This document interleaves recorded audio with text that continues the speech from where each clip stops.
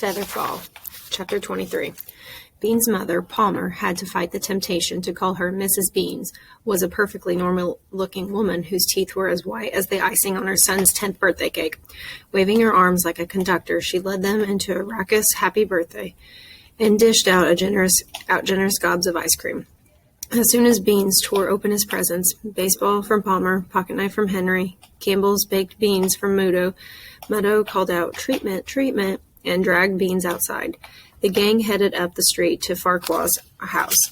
Muto banged on the front door. "Farquhar, Farquhar." No one answered. They circled the entire house, Muto rapping on every window and door he could reach. He threw out his arms. Nobody home.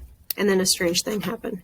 Beans, instead of being relieved that his arm was spared, said, "Let's find him," and trotted off after his own treatment.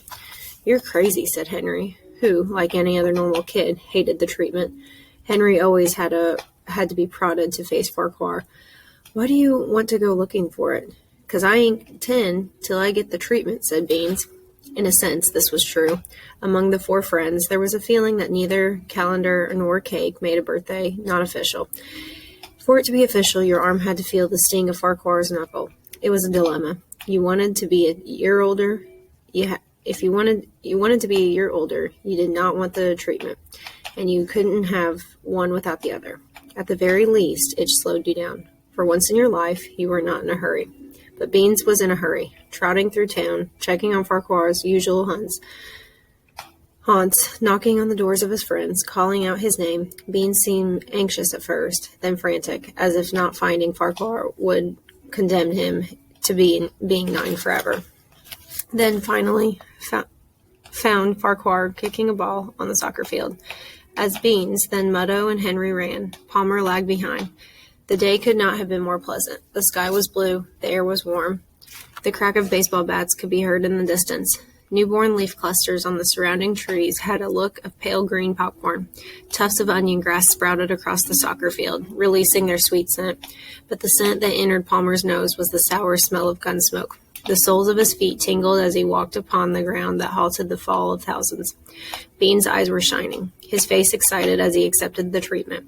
When Farquhar finished, he noted Bean's face registered no pain. He frowned at his famous knuckle. He bent into Bean's face for a better look. "You okay?" he said. Beans threw both arms into the air as if one of them had just not been demolished. "I'm great," he shouted. "I'm 10. He backed off then, until he stood alone in the field. No birds sang in the trees. No wing flew overhead. Beans made a fist of both hands and held them out before him, end to end. The grin on his face tilted. His teeth appeared. A squishy sound came from his throat. The two closed fists snapped in opposite directions. He crowed, "And I'm a ringer." Palmer shivered. His own birthday was 3 months away.